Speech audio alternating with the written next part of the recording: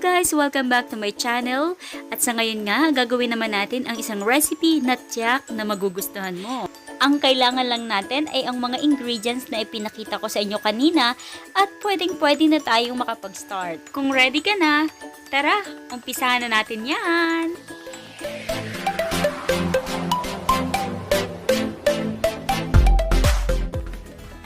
Heto nga, umpisahan na nating hiwain ang tokwa. We will just cut it into small cubes. You can cut smaller or bigger than this. So, depende sa inyo kung anong prefer nyo. As long as cubes po yung style niya. Alright, move on na tayo. Sa carrots naman tayo. Ako, prefer ko na gamitin ang peeler sa pagbabalat kasi mas manipis yung nakukuha niya. And then, at the same time, mas madali siyang gamitin. At kapag naghihiwa naman ako, inuuna ko ang gitna. Bakit? Yan ang turo sa akin ni Mary.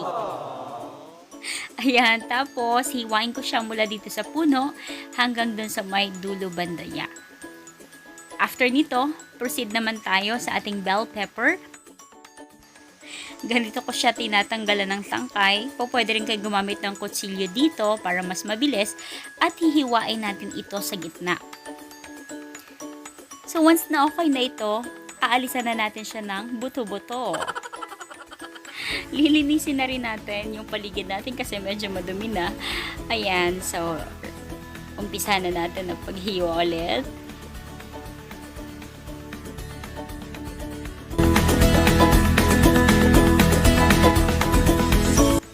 So, pagkatapos nito sa bell pepper, next ko namang gagawin o hihiwain ay ang mais. Yes, hindi po ito nilaga, no? So, pagkabalat ko nito, hihiwain na kaagad natin na kagaya nito. I-separate lang natin ang mga nahiwa natin na ingredients kagaya nitong mais. So, eto na guys ang natapos ko.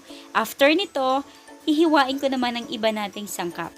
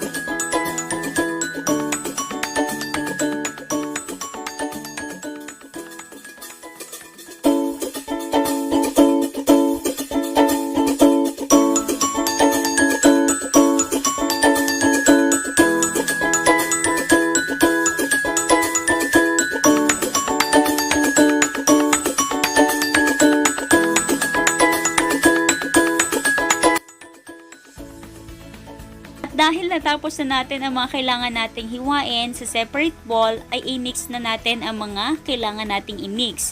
Like mayonnaise, sasamahan natin siya ng 2 spoon na soy sauce at ilalagay na rin natin ang kalamansi.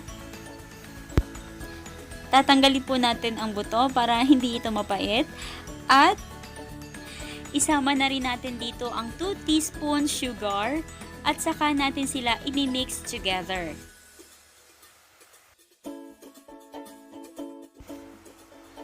Haluin lang natin ang haluin guys ng ganito para mag-blend yung lasa na gusto nating makuha.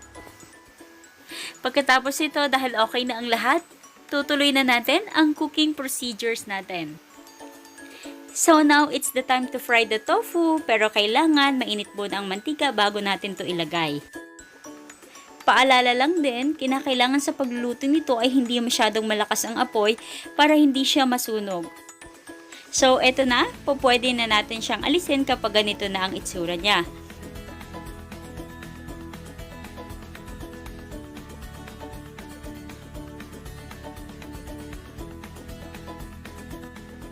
At this time ay igigisa na natin ang bawang at sibuyas.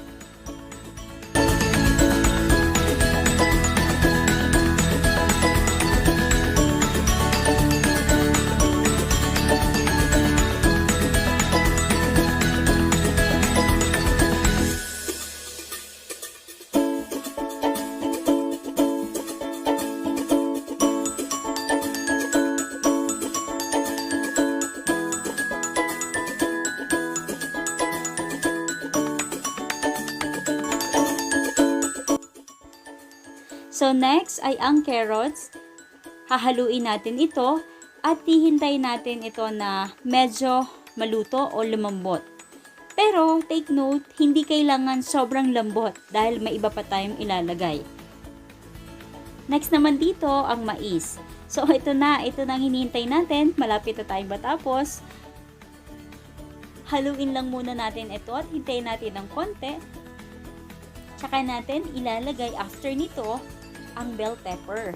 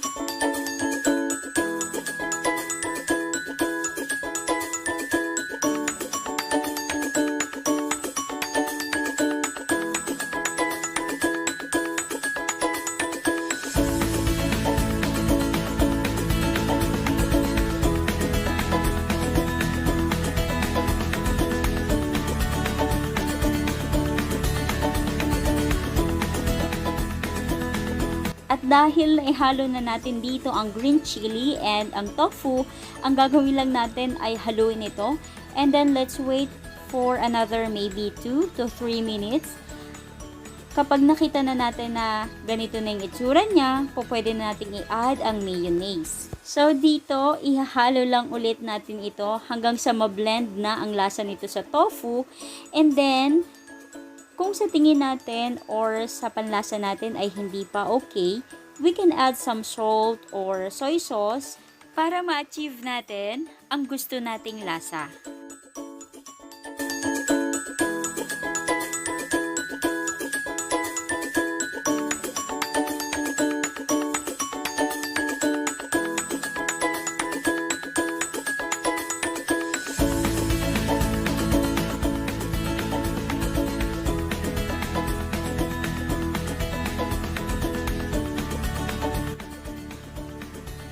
And don't forget na may lagay din natin ang paminta.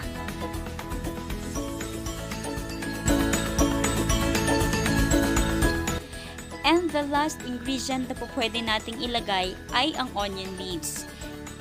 Pero optional lang naman ito guys. Pwedeng meron ito and pwede ring wala.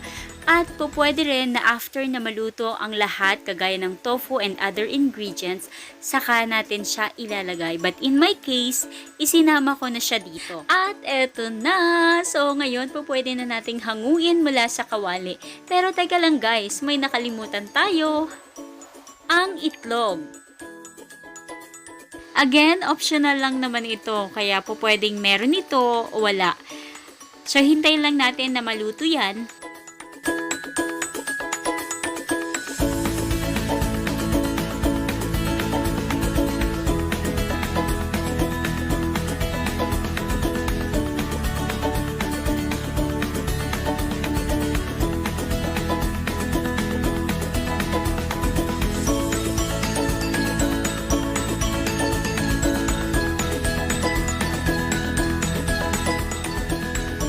And finally, heto na guys. Excited na akong matikman ang ating first ever sisig tofu sisig recipe for today. So guys, thank you so much for staying with us. I hope na na-enjoy mo ang cooking vlog na ito. Kung hindi ka pa subscribers, please subscribe ka na dyan and hit the notification bell for more updates.